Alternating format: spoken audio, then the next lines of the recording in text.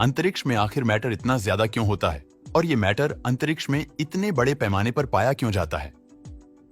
विज्ञान में कुछ ऐसे सवाल है जिनका जवाब ढूंढना ना सिर्फ हमारे लिए बहुत ज्यादा जरूरी है, बल्कि बहुत ज्यादा कठिन भी है। ऐसा ही एक सवाल है मैटर एंटी मैटर एम्बुलेंस को लेकर फिलहाल की साइंटिफिक थ्योरी के मुताबिक हमारे ब्रह्मांड की शुरुआत बिग बैंग नाम के एक धमाके की वजह से हुई थी। इस धमाके में एक छोटे से बिंदु के अंदर से बहुत सारा मैटर अचानक से बाहर निकला। इस बिंदु को सिंगुलैरिटी नाम से जाना जाता है और वैज्ञानिक के मुताबिक इसका द्रव्यमान और डेंसिटी अनंत होता है। ऐसा ही कुछ हमें ब्लैक होल के केंद्र में भी देखने को मिलता है। वैज्ञानिक ऐसा बताते हैं कि उसे सिंगुलैरिटी के अंदर से दो तरह के मैटर एक साथ बाहर निकलते थे, जिसमें से पहला था नॉर्मल मैटर और दूसरा था anti matter. Anti matter matter का बिल्कुल अपोजिट रूप होता है।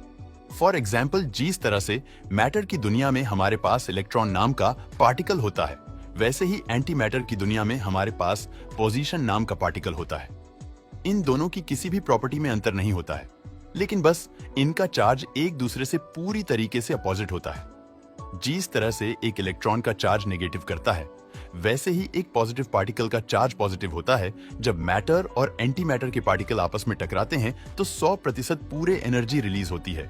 इस बात से आप समझ चुके होंगे कि बिग बैंग के समय भी मैटर और एंटी मैटर का अनाइलेशन हुआ था, जिसमें बहुत सारे मैटर के पार्टिकल्स एंटी मैटर के पार्टिकल से टकराकर 100% पूरे एनर्जी में कन्वर्ट हो गए थे।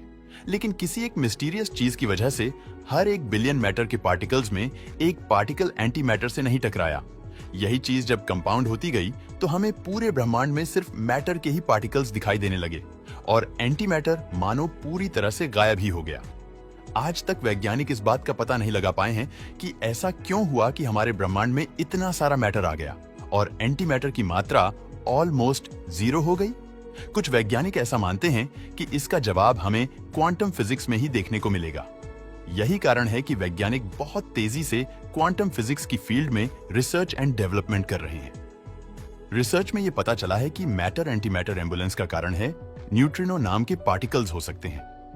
ये क्वांटम फिजिक्स के बहुत ही मिस्टीरियस पार्टिकल्स माने जाते हैं और आपको हैरानी होगी कि इन्हें घोस्ट पार्टिकल्स के नाम से बुलाया जाता है। ऐसा नाम देने के पीछे इनका नॉन रिएक्टिव बिहेवियर है। इन पार्टिकल्स का कोई भी चार्ज नहीं होता है, जिस वजह से ये किसी भी इलेक्ट्रोमैग्नेटिक रेडिएशन के साथ इंटरेक्ट नहीं करते हैं। यही कारण है कि ये किसी भी चीज से बिना इंटरेक्ट किए उसके आर पार हो जाते हैं। इन्हें डिटेक्ट करना वैज्ञानिक के लिए बहुत लंबे समय तक एक चैलेंजिंग टास्क रहा था। जिस तरह से हर पार्टिकल का एक एंटी पार्टिकल होता है, वैसे ही न्यूट्रिनो के एंटी पार्टिकल को एंटी न्यूट्रिनो कहा जाता है। इनका द्रव्यमान बहुत ही ज्यादा कम होता है। फॉर कंपैरिजन, अगर एक इलेक्ट्रॉन का द्रव्यमान 10 लाख किलो है तो न्यूट्रिनो का द्रव्यमान मात्र 1 किलो के बराबर होगा।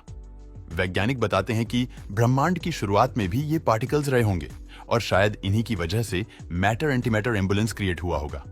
इसी चीज का पता लगाने के लिए वैज्ञानिक जापान की एक लेबोरेटरी में केमियो कांडे नाम के एक एक्सपेरिमेंट को अंजाम देने वाले हैं। इसमें वो न सिर्फ न्यूट्रिनो के बारे में रिसर्च करेंगे, बल्कि उसके काउंटर पार्ट एंटी न्यूट्रिनो को भी ऑब्जर्व करेंगे।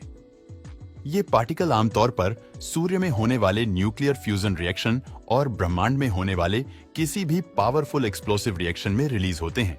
जिस समय आप इस वीडियो को देख रहे हैं, उस समय भी आपके शरीर के अंदर से ना जाने कितने न्यूट्रिनो आर पार हो रहे हैं। और दोस्तों, मजेदार बात यह है कि सूर्य के अंदर के प्रकाश को सूर्य की सतह तक पहुंचने में लगभग 1 लाख वर्ष लगते हैं। दूसरी ओर एक न्यूट्रिनो सूर्य से पृथ्वी तक लगभग 8 मिनट में आता है। इसलिए यदि न्यूट्रिनो से सूर्य को देखा जाए तो हम वास्तविक समय में सूर्य के अंदर का निरीक्षण कर सकते हैं। खैर, अगर हम ब्रह्मांड की इस गुत्थी को सुलझा लेते हैं तो हमारे लिए बहुत सारे सवालों का उत्तर जानना और भी ज्यादा आसान हो जाएगा। दोस्तों, वीडियो पसंद आता है तो लाइक और शेयर करें।